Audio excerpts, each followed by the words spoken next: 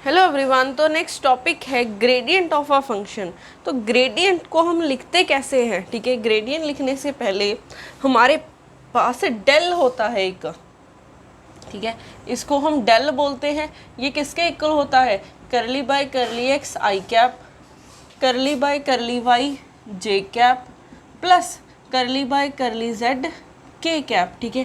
इसे हम बोलते हैं डेल। अब ग्रेडियंट, ठीक है, ग्रेडियंट किसी भी फंक्शन का क्या होता है, जैसे अगर हम बोलें, ठीक है, कि यहाँ पे कोई टेम्परेचर का सोर्स पड़ा है, ठीक है, यहाँ पे कोई हीटर पड़ा है, सपोज कर लो यहाँ पे कोई हीटर है, ठीक है, यहीं पे मान लेते हैं यहाँ पे कोई हीटर पड़ा है। इस तरफ एक्स एक्सिस है, ठीक है, इस तरफ नेगेटिव एक्स एक्सिस है। अगर तो आप इसके दूर जा रहे हो, ठीक है, अगर तो आप इसके दूर जा रहे हो तो आपको हीट कम, ठीक है, कम लगेगी, ठीक है, कम फील होगी हीट। बट जैसे ही आप इसके नज़दीक आओगे आपको हीट ज़्यादा फील होनी स्टार्ट होएगी ना। तो टेम्परेचर एक्स के साथ कैसे वेरी कर रहा है, ठीक है, टेम्परेचर एक्स के साथ कैसे वेरी कर रहा है उसको हम बोलते हैं ग्रेडियंट। और ग्रेडियंट ऑलवेज एक स्केलर फंक्शन का लिया जाता है, ठीक है, ग्रेडियंट एक स्केलर फंक्शन का लिया जाता है। तो जैसे मैं किसी भी v कोई स्केलर फंक्शन है, ये क्या है, कोई स्केलर फंक्शन है, तो ग्रेडियंट इसका कैसे लिखूंगी मैं, gradient of v is equal to curly by curly X V I cap plus curly by curly Y V J cap plus curly V by curly Z के कैप, ठीक है। अब यहाँ पे आई कैप लगा है, जे कैप लगा है, के कैप लगा है, तो इसको हम क्या बोलेंगे, एक वेक्टर क्वांटिटी।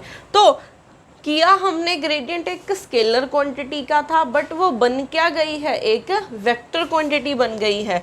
तो ये एक वेक्टर क्वांटिटी बन गई है, ठीक है। डेल ऑफ v क्या बन गई है, एक वेक्टर क्वांटिटी बन गई है, ठीक है।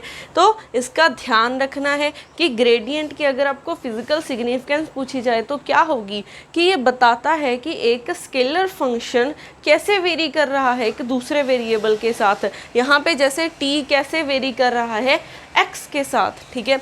अब उसके बाद हमारे पास ग्रेडियंट, ठीक है, ग्रेडियंट होगा किस डायरेक्शन में हम वो फाइंड कर सकते हैं, ठीक है। इसको आप ऐसा समझ सकते हो कुछ,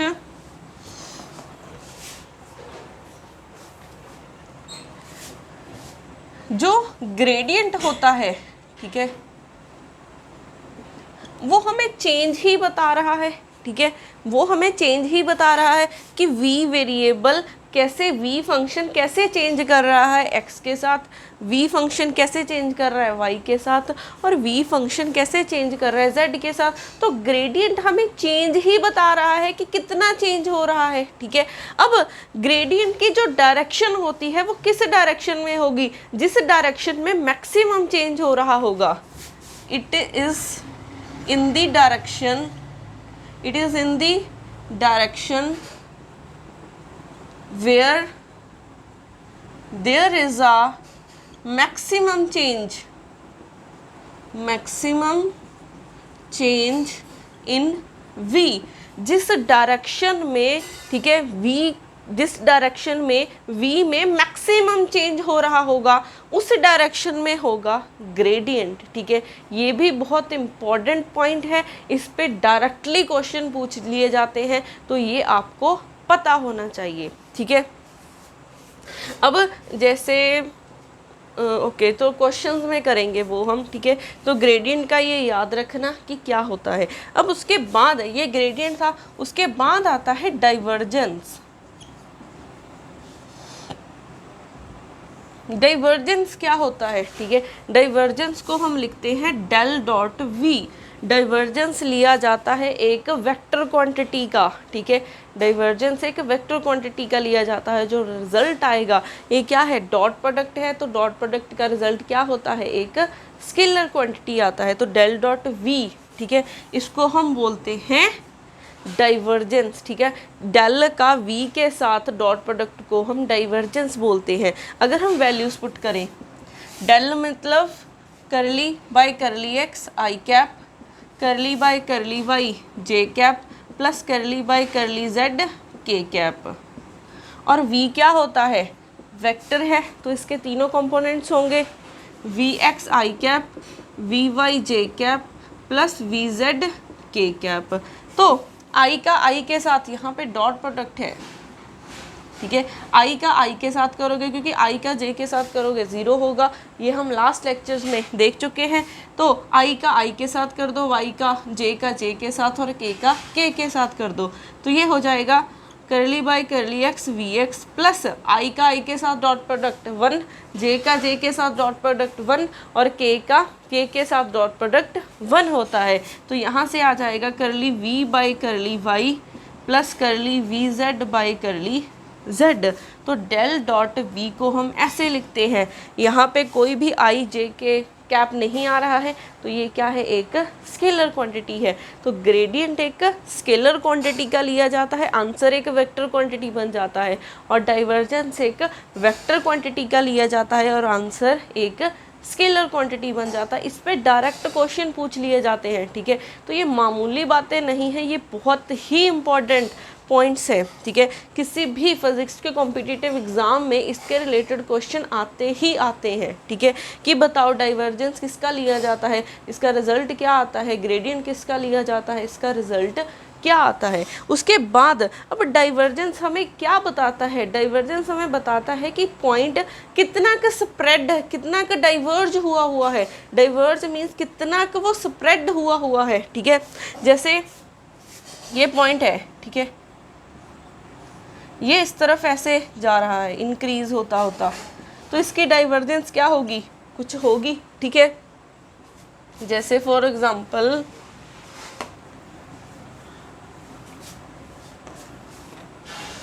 यहाँ पे कोई फंक्शन है, ठीक है, ये पहले ऐसे था फिर थोड़ा सा इंक्रीज हो गया, इसका क्या हुआ, मैग्नीट्यूड इंक्रीज हो गया, फिर इसका थोड़ा सा और मैग्नीट्यूड इंक्रीज हो गया, ठीक है। तो इसका क्या मतलब है कि पहले वेक्टर इतना था, ठीक है, अब इसका मैग्नीट्यूड इंक्रीज हो गया है तो स्प्रेड हो गया है, अब और मैग्नीट्यूड इंक्रीज हो गया तो और स्प्रेड हो गया है, ठीक है। तो इसको हम बोलते हैं कि ये क्या कर रहा है, डाइवर्ज कर रहा है, ठीक है, स्प्रेड हो रहा है। तो ये स्प्रेडिंग, कितनी स्प्रेडिंग हो रही है वो हमें बताएगा डाइवर्जेंस, ठीक है। तो डाइवर्जेंस हमें क्या बताता है कि कोई वेक्टर कितना का डाइवर्ज हो रहा है, कितना का स्प्रेड हो रहा है, ठीक है।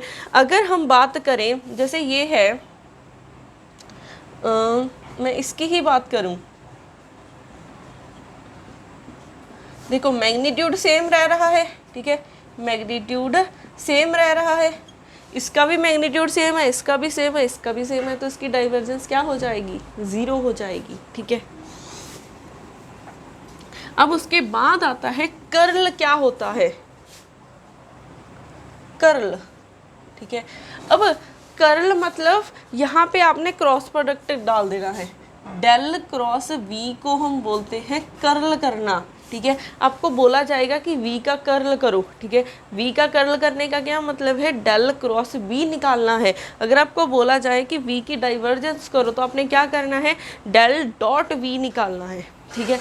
अब उसके बाद इसको हम लिखेंगे कैसे, पहले किसी भी क्रॉस प्रोडक्ट को हम कैसे लिखते हैं, आई कैप जे कैप के कैप। डेल के 3 कंपोनेंट्स होते हैं, ठीक है। डेल क्या होता है, करली बाई करली x I cap, curly by curly Y J cap plus curly by curly Z के कैप। यही होता है आई का कंपोनेंट करली बाई करली एक्स, वाई का component curly by curly y, इसका component curly by curly z. और v क्या है, एक वेक्टर क्वांटिटी है, तो v x I cap, we Y J cap, v Z के कैप। तो क्या हो जाएंगे component, we x we Y और वी जेड। इस डिटर्मिनेंट को आप सॉल्व कर सकते हो। अब यहाँ पे देखो, यहाँ पे ग्रेडियंट हमने लिया था एक स्केलर क्वांटिटी का और आंसर वेक्टर आया था, ठीक है। और डाइवर्जेंस लिया एक वेक्टर क्वांटिटी और रिजल्ट आ गया स्केलर। और कर्ल आपने लेना है एक वेक्टर क्वांटिटी का और रिजल्ट भी वेक्टर आएगा, क्योंकि क्रॉस प्रोडक्ट है तो क्रॉस प्रोडक्ट का रिजल्ट एक वेक्टर क्वांटिटी ही आता है, ठीक है। ये बहुत इंपॉर्टेंट पॉइंट्स है, ये पता होने चाहिए। अब उसके बाद देखो, अगर किसी का डाइवर्जेंस 0 आ जाए, ठीक है, अगर किसी का डाइवर्जेंस क्या है, ज़ीरो आ गया, तो उस वेक्टर को हम क्या बोलते हैं, सोलेनॉइडल वेक्टर, ठीक है, सोलेनॉइडल वेक्टर। अगर किसी की कर्ल ज़ीरो आ गई, कर्ल ज़ीरो मीन्स वो अरोटेशनल हो जाएगा, अरोटेशनल वेक्टर, ठीक है। ये भी बहुत इंपॉर्टेंट पॉइंट है, कॉम्पिटिटिव एग्जाम में इसके रिलेटेड क्वेश्चन आते ही आते हैं कि डेल डॉट बी क्या होता है, ज़ीरो के इक्वल होता है। अगर डेल डॉट बी ज़ीरो आ गया तो उस वेक्टर को हम क्या बोलेंगे, सोलेनॉइडल वेक्टर, ठीक है। अगर किसी की कर्ल ज़ीरो आ जाती है तो उसे क्या बोलेंगे, इररोटेशनल वेक्टर। अब यहाँ पे इररोटेशनल वेक्टर का क्या मतलब है, इररोटेशनल का मतलब है, अब पहले इररोटेशनल करने से पहले डाइवर्जेंस तो हमें पता चल गया कि कोई पॉइंट कोई वेक्टर कितना का स्प्रेड हो रहा है, कितना का डाइवर्ज हो रहा है, वो हमें बताता है डाइवर्जेंस। अब कर्ल हमें क्या बताता है, कर्ल बताता है कि कोई वेक्टर किसी पॉइंट के अराउंड कितना का कर्ल कर रहा है, ठीक है, कोई वेक्टर किसी पॉइंट के अराउंड कितना का कर्ल कर रहा है। जैसे ये वेक्टर कोई ऐसे कर्ल कर रहा हो, ठीक है,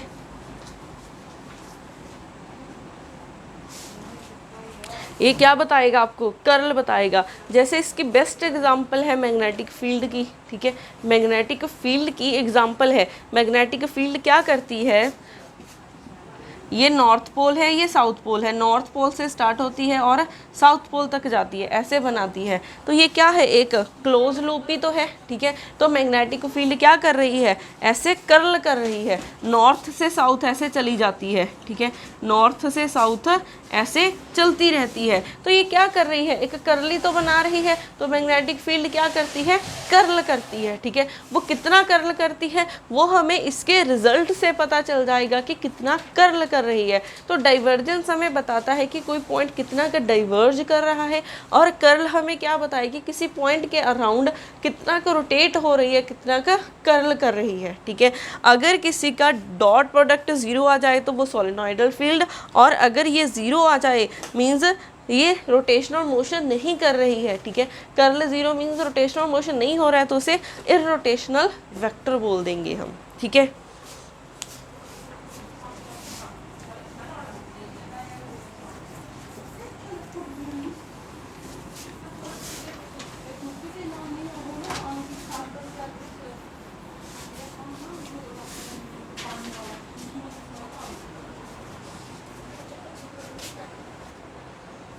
तो नेक्स्ट क्वेश्चन है हमारे पास एक, the unit vector normal to the surface, ठीक है। अब याद रखना ग्रेडियंट क्या होता है, नॉर्मल टू सरफेस होता है। वहाँ पे पॉइंट ऐड कर लेना कि gradient normal to the surface होता है, और वो उस डायरेक्शन में होगा जिस डायरेक्शन में मैक्सिमम चेंज हो रहा होगा, ठीक है। अब कभी भी अगर आपको पूछा जाए कि कोई सरफेस गिवन है, उसके नॉर्मल वेक्टर निकालो, तो क्या निकालोगे आप, ग्रेडियंट निकालोगे, क्योंकि ग्रेडियंट ही सरफेस के नॉर्मल पड़ा होता है। अब the unit vector normal to the surface, तो ये सरफेस है, ठीक है, इसको हम ऐसे लिख लेते हैं, phi X square plus Y square minus Z minus 1, ठीक है। ये इस तरफ आ जाएगा तो -1 आ जाएगा। अब हमने क्या करना है, इसका ग्रेडियंट निकालना है। ये क्या है, एक स्केलर क्वांटिटी का ही ग्रेडियंट निकाला जाता है। डेल की value curly by curly x I cap, curly by curly Y J cap, plus curly by curly Z के कैप, ठीक है। उसके बाद फाई की value X square plus Y square plus Z minus 1, ठीक है। निकालते हैं अब, curly by curly x I cap X square plus Y square minus Z minus 1 प्लस J cap curly by curly Y, ये हो जाएगा X square plus Y square minus Z minus 1 plus k cap curly by curly z x square plus Y square minus Z minus 1। अब हमें derivative करना है, आई cap इसका derivative 2x हो जाएगा, 2x प्लस यहाँ पे क्योंकि बाकी सारी टर्म्स तो 0 हो जाएंगी, जे कैप इसका भी 2 बाई प्लस के इसका हो जाएगा 1। तो यहाँ से डेल ऑफ एफ क्या आ जाएगा, 2x आई कैप प्लस 2y जे cap plus minus k cap हो जाएगा। ठीक है, अब हमने वेक्टर तो निकाल लिया है, बट उन्होंने बोला है यूनिट वेक्टर। यूनिट वेक्टर किसके इक्वल होता है, vector divided by its magnitude. तो यूनिट वेक्टर को मैं n से लिखूं तो ये हो जाएगा वेक्टर, ठीक है, डिवाइडेड बाय इट्स मैग्नीट्यूड। तो वेक्टर कितना है, 2x आई कैप प्लस 2y जे कैप माइनस के कैप, इसका मैग्नीट्यूड क्या हो जाएगा, 4x square 4y square plus 1।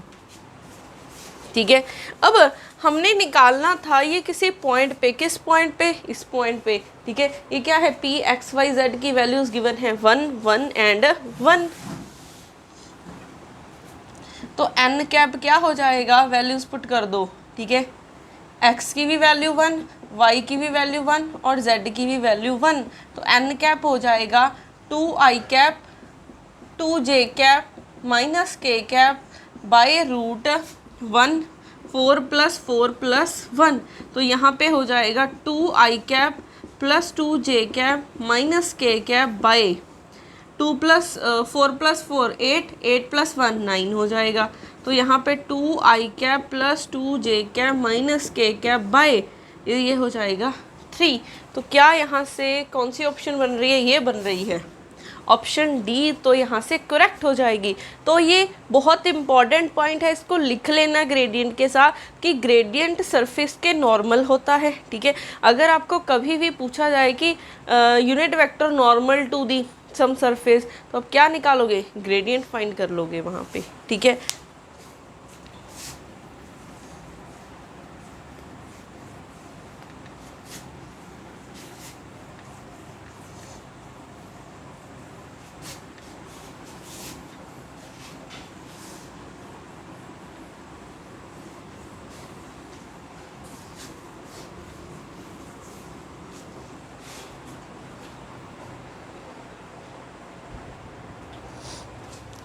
तो नेक्स्ट हमारे पास कुछ थ्योरम्स हैं जो कि बहुत यूज़ हो जाती हैं। वो थ्योरम्स क्या है, फर्स्ट थ्योरम है the fundamental theorem of gradient. ठीक है, यहाँ पे ग्रेडियंट किया हुआ है इनटू डीएल। ठीक है, हमने क्या करनी है, लाइन इंटीग्रेशन करनी है a टू b। तो जो इसका आंसर हो जाएगा, क्योंकि ग्रेडियंट क्या होता है, डेरिवेटिव होता है। तो डेरिवेटिव की अगर आप इंटीग्रेशन करोगे तो यहाँ से ये कैंसिल हो जाएगा। आप ऐसा बोल सकते हो कि ये डी डेरिवेटिव के साथ इंटीग्रेशन कैंसिल होगी, तो बचा क्या है, टी। और यहाँ पे आ जाएगी upper limit minus lower limit आएगी, upper limit minus lower limit. ठीक है, तो अगर आप किसी भी ग्रेडियंट का इंटीग्रेशन करोगे, ठीक है, लाइन इंटीग्रेशन करोगे, तो क्या आ जाएगी, सिर्फ इनिशियल एंड फाइनल पोजीशन आ जाएंगी। तो आप इसको ऐसा बोल सकते हो कि ये क्या है, एक पाथ डिपेंडेंट है। ठीक है, यहाँ पे टी क्या है, पाथ इंडिपेंडेंट है। पाथ इंडिपेंडेंट मीन्स इससे कोई फर्क नहीं पड़ता कि ये कौन से पाथ से जा रहा है, ये सिर्फ किस पे डिपेंड कर रहा है, इनिशियल एंड फाइनल पोजीशन पे डिपेंड कर रहा है। ये सिर्फ अपर एंड लोअर लिमिट पे डिपेंड कर रहा है। तो यहाँ से हमें क्या पता चला है कि ये क्या है, एक पाथ इंडिपेंडेंट वेरिएबल है। उसके बाद अगर हम बात करें डाइवर्जेंस थ्योरम की, ठीक है, डाइवर्जेंस थ्योरम की बात करें तो डाइवर्जेंस थ्योरम क्या होती है, डेल डॉट बी, ठीक है, del dot V into D tau, volume पे इंटीग्रेशन कर रहे हैं। वॉल्यूम पे इंटीग्रेशन मीन्स ट्रिपल इंटीग्रेशन होगी, इक्वल टू किसके हो जाएगा, ये v इंटू सरफेस पे इंटीग्रेशन। ठीक है, आप इसको ऐसा समझ सकते हो कि कोई वॉल्यूम को, ठीक है, किसी वॉल्यूम को कोई ना कोई पोर्शन तो इनक्लोज कर रहा होगा। ठीक है, जो सरफेस उसको इनक्लोज करता है, जब आप इसकी इंटीग्रेशन करोगे वो आ जाएगा, ये क्या है, क्लोज्ड सरफेस। ठीक है, over b dot D A. तो गॉस डाइवर्जेंस थ्योरम में क्या करना है, del dot V into D tau क्या हो जाएगा, इस सरफेस को, इस वॉल्यूम को कौन इनक्लोज कर रहा है वो आ जाएगा। ठीक है, सिमिलरली अगर हम स्टोक्स थ्योरम की बात करें तो इसमें आ जाएगा del cross V into D A. यहाँ पे सरफेस है तो सरफेस को कौन इनक्लोज करेगा, कोई लाइन इंटीग्रेशन क्लोज कर रही होगी, ठीक है, तो यहाँ पे लाइन इंटीग्रेशन आ जाएगी।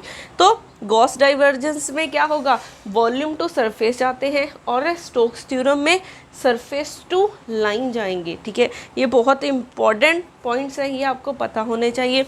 अब इसमें ही हमारे पास इंटीग्रेशन आ जाती है, एक है ये हो रही है लाइन इंटीग्रेशन, ठीक है।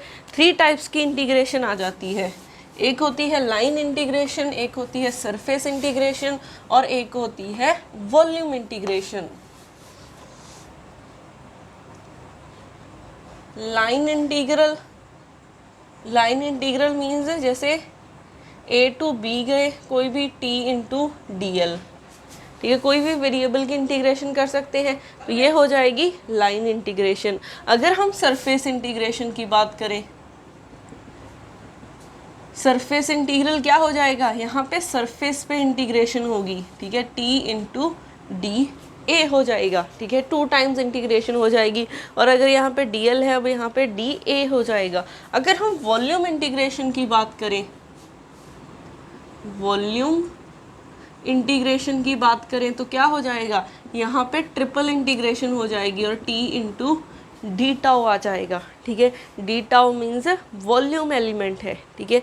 तो ये आपको पता चलेंगे कि ये कैसे सॉल्व करने हैं, क्योंकि इलेक्ट्रोडायनेमिक्स में आगे यही यूज़ होते हैं कि लाइन इंटीग्रेशन का भी यूज़ हो जाता है, सरफेस और वॉल्यूम इंटीग्रेशन का बहुत यूज़ हो जाता है। तो ये कुछ बेसिक कॉन्सेप्ट हैं, ठीक है। पहले हम इनको, ठीक है, सॉल्व करना सीखते हैं कि लाइन इंटीग्रेशन कैसे सॉल्व करनी है, सरफेस इंटीग्रेशन कैसे सॉल्व करनी है और फिर वॉल्यूम इंटीग्रेशन कैसे सॉल्व करनी है, ठीक है।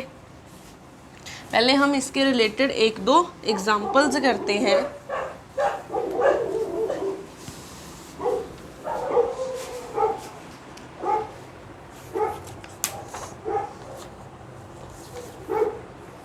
जैसे हमारे पास फर्स्ट एग्जांपल है, calculate the line integral of the function v is equal to y square x cap plus 2x y plus 1 y cap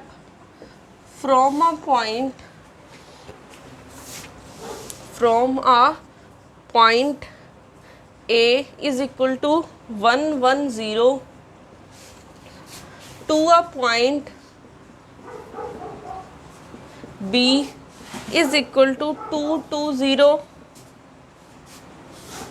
along the paths 1 and 2 in the figure what is v dot dl for loop that goes from A to B along first and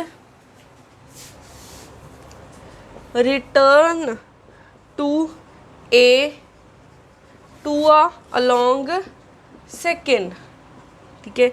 इसकी diagram given है,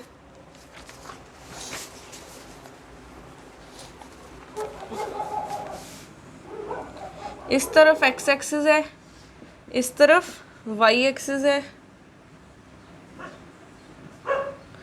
ये b है, ये a है, ये 2 है, ये 1 है, ठीक है। ये पाथ फर्स्ट है, ये सेकंड है। यहाँ पे गिवन है 1, यहाँ पे गिवन है 2 और यहाँ पे गिवन है 2, ठीक है, और यहाँ पे गिवन है 1।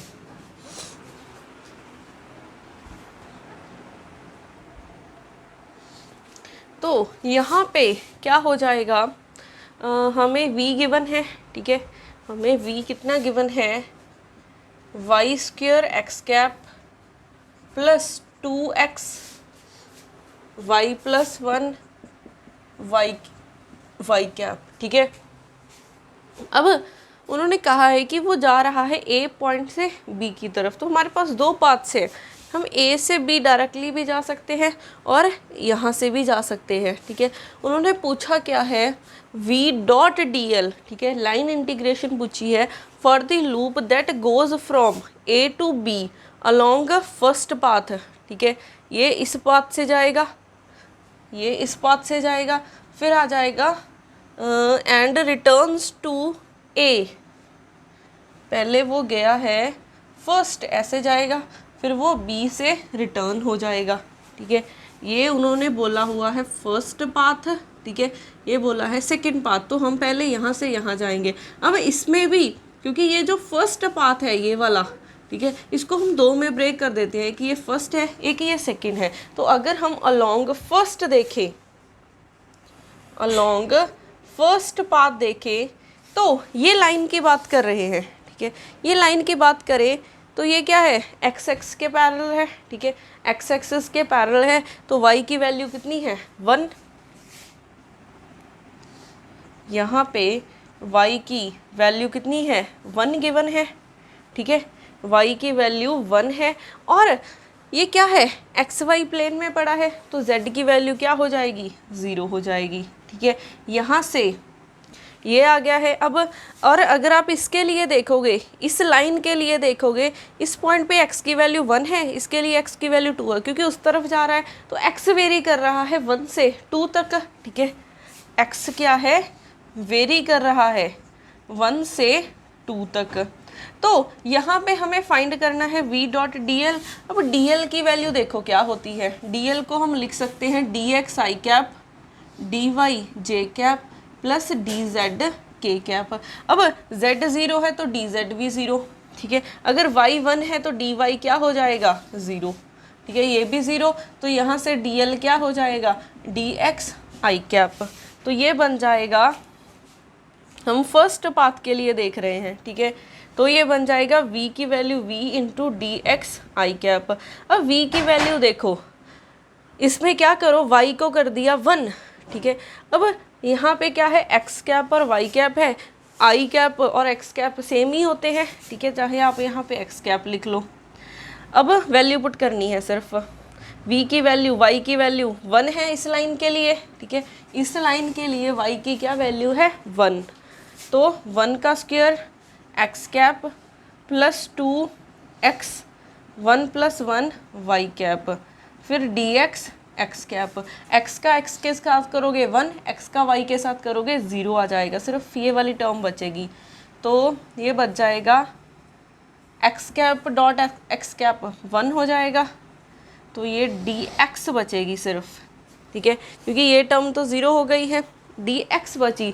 और x कहाँ से कहाँ वेरी कर रहा है, 1 से 2 वेरी कर रहा है। तो ये आ जाएगा x इंटीग्रेशन 1 से 2, 2 माइनस 1 1 आ जाएगा, ठीक है। तो फर्स्ट पाथ के लिए इसका आंसर कितना आ जाएगा, 1 आ जाएगा, ठीक है। अब उसके बाद अब हम बात करते हैं इस लाइन की, ठीक है। अगर हम इस लाइन की बात करें, इस लाइन के लिए x कांस्टेंट है, कितनी वैल्यू है, 2 है, ठीक है। अगर हम सेकंड के लिए देखें तो x की वैल्यू कितनी है, 2, और y वेरी कर रहा है कहाँ से कहाँ, y 1 से 2 वेरी कर रहा है, 1 से 2 वेरी कर रहा है, ठीक है।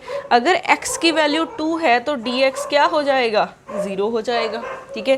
तो अगर dx 0 है, ये 0 है, तो यहाँ पे अब क्या हो जाएगा, ये 0, ये 0, तो dl की क्या वैल्यू आ जाएगी, dy j कैप, ठीक है, dl की वैल्यू हो जाएगी dy j कैप। तो हमारे पास देखो क्या बन गया है, v की वैल्यू में सिर्फ j कैप वाला रखते हैं, मीन्स ये वाला, क्योंकि x डॉट j करोगे वो तो 0 हो जाएगा।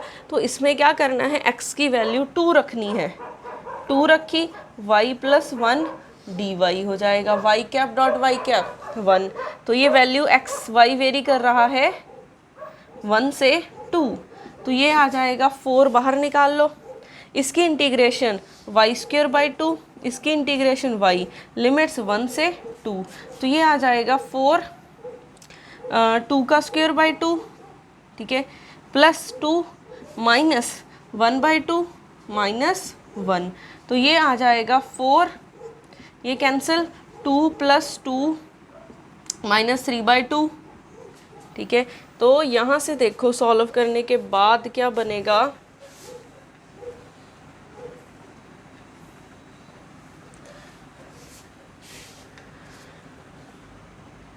ये बन रहा है 4, 2 + 2 4 - 3/2, तो ये बन गया है 4, 8 - 3/2/2, ठीक है।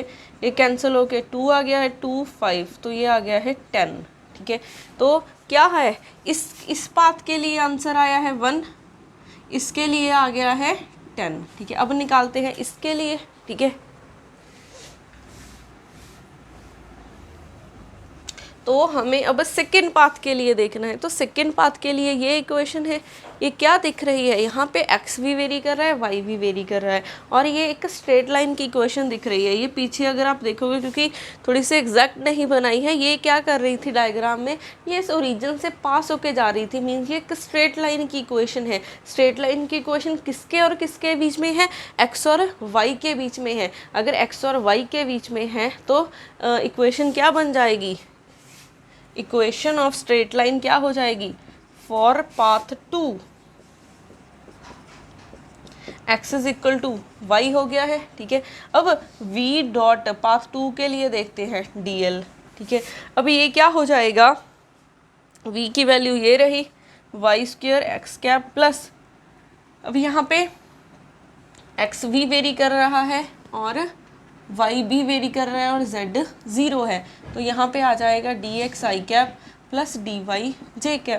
अब एक बात का यहाँ पे ध्यान रखना, कभी भी अगर लाइन इंटीग्रेशन हो, ठीक है, लाइन इंटीग्रेशन आप तब कर सकते हो अगर आपके पास क्या हो, ठीक है, अगर आपके पास सिर्फ एक वेरिएबल में इंटीग्रेशन हो रही हो। अगर आपके पास एक से ज़्यादा वेरिएबल में इंटीग्रेशन करनी हो तो वो मुश्किल हो जाएगी। तो हमारा टारगेट क्या होता है, जब भी लाइन इंटीग्रेशन हो तो इसको एक वेरिएबल में कन्वर्ट करो। एक वेरिएबल में कैसे कन्वर्ट करेंगे, इस लाइन की इक्वेशन को यूज़ करके। क्या होगी इक्वेशन की लाइन, x = y है, x = y है, तो dx की वैल्यू क्या रख दो, dy रख दो, तो क्या आ जाएगा, dl =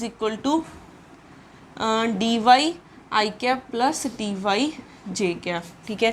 अब v में भी क्या करो, क्योंकि हमने अब y में कन्वर्ट कर लिया है, तो जहाँ जहाँ x है वहाँ पे y कर दो, तो ये आ जाएगा 2y लिख देंगे, y + 1 y कैप, dl की value dy i plus dy j। अब सारा कुछ क्या हो चुका है, y में कन्वर्ट हो चुका है, तो y की लिमिट्स क्या है, 1 to 2 वेरी कर रही हैं, 1 to 2 जा रही हैं। तो इसको पहले थोड़ा सा सिंप्लीफाई करते हैं।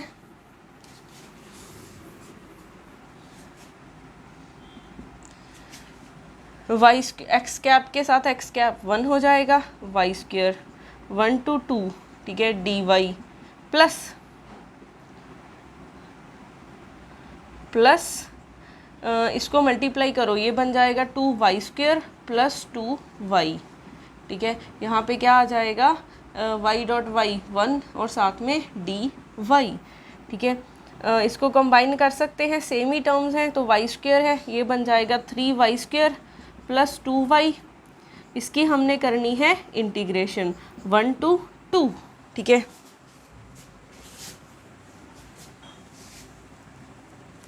तो ये हो जाएगा 3y³ plus 2y²/2, limits 1 to 2, तो यहाँ से ये कैंसिल, ये कैंसिल, तो y³ प्लस y² 1 to 2 जा रहे हैं, तो बन जाएगा 2 का क्यूब प्लस 2 का स्क्वायर माइनस 1 का क्यूब माइनस 1 का स्क्वायर, ये बन गया है 8 प्लस 4 माइनस 1 माइनस 1 माइनस 2, तो ये 8 प्लस 2, तो ये बन गया है 10, ठीक है। ये आ गया है हमारे पास 10, तो इसका रिजल्ट आ गया है हमारे पास 10, ठीक है। और उन्होंने क्या बोला था, अगर हम क्वेश्चन को देखें, उन्होंने वैल्यू निकालने को पूछा था, v डॉट एक क्लोज्ड पाथ है, ठीक है। कहाँ से कहाँ गए थे, उन्होंने बोला कि a to b जाना है बाय पाथ दिस, ठीक है, पहले यहाँ से इस पाथ के लॉन्ग गए, इसकी वैल्यू कितनी है 1, ठीक है, फिर इसकी वैल्यू कितनी है +10, फिर इस पाथ से वापस आए तो माइनस कितना हो जाएगा 10, तो ये 10 के साथ 10 कैंसिल और आंसर क्या आ जाएगा 1 आ जाएगा। ठीक है, तो ऐसे हम किसी की भी लाइन इंटीग्रेशन सॉल्व कर सकते हैं। ठीक है,